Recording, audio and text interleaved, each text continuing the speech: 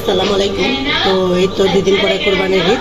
তো মাছ মাংস খেতে খেতে আপনারা ভুল হয়ে যাবেন। তো এখানে আছে 1.5 কাপ ডাল, আছে এখানে 1 পা ভেন্ডি, আছে এখানে কিছুটা কাঁচামরিচ, আছে ধনেপাতা কুচি, আছে রসুন কুচি, কাঁচামরিচ কিছুটা মুখ ফাড়া আছে, এখানে আছে হলুদের গুঁড়া, লবণ এবং মরিচের পাতা। কাঁচামরিচটা আমি একটু বেশি দিব, এখানে হলুদের মরিচের গুঁড়াটা একটু কম।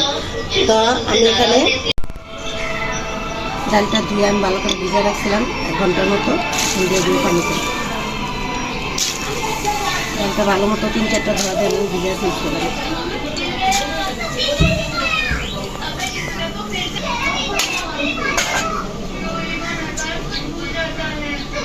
দিয়ে দেবো 1 চামচ হলুদের গুঁড়ো। এখানে হলুদ, মরিচ, লবণ সবগুলো দিয়ে দেবো।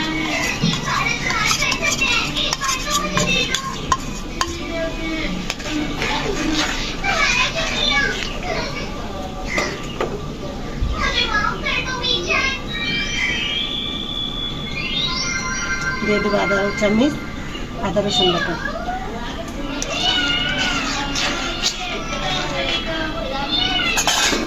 5 মিনিটের জন্য। 5 মিনিট পর আবার চলে এসেছি। দেখুন ডালগুলো কীভাবে গলে গেছে।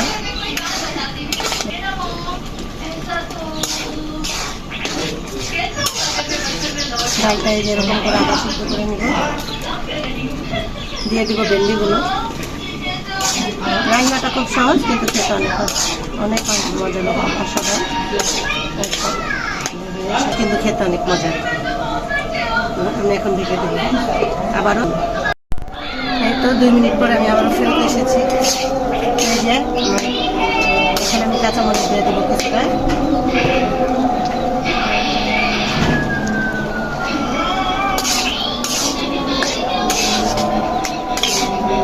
এখন দিয়ে দেবো একটু পানি। ভেন্ডিগুলো সিদ্ধ হওয়ার জন্য।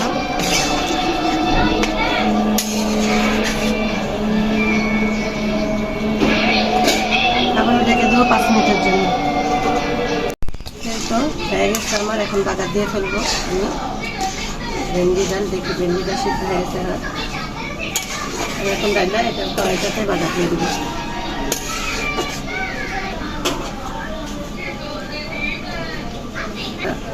গরম হয়ে দিয়ে দিব সয়াবিন তেল।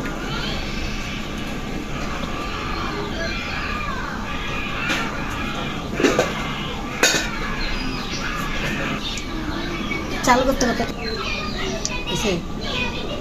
দিয়ে দিব একটা শুকনো মরিচ ছিঁড়া 2 টুকরা করে। দিয়ে দিব কিছুটা রসুন কুচি।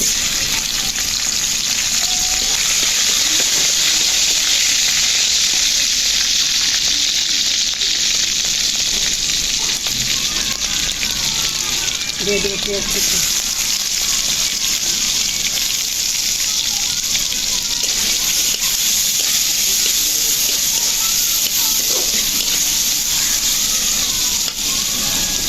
পেঁয়াজটা ভালো করে লাল করে ভেজে আমি তো করে ভেজে নিব। তারপর দিয়ে দেবো ভিতরে ডালটা।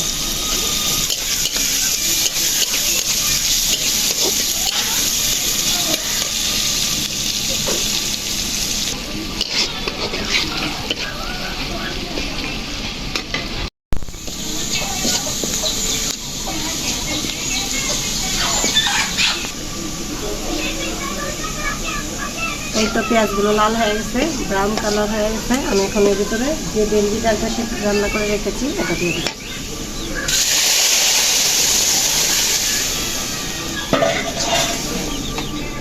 এখন দিয়ে দেবো এটার উপরে কিছুটা ধনেপাতা।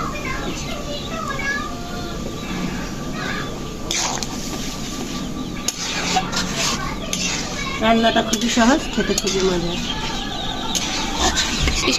এই তো বন্ধুরা রান্না শেষ হয়ে গেছে। আশা করি আপনাদের ভালো লাগবে। তো ডাল ভেন্ডির তরকারি হয়ে গেছে। আর আপনারা আমাকে লাইক করবেন, শেয়ার করবেন, কমেন্ট করবেন, সাবস্ক্রাইব করবেন, আমার সঙ্গে থাকবেন। ধন্যবাদ। আল্লাহ হাফেজ।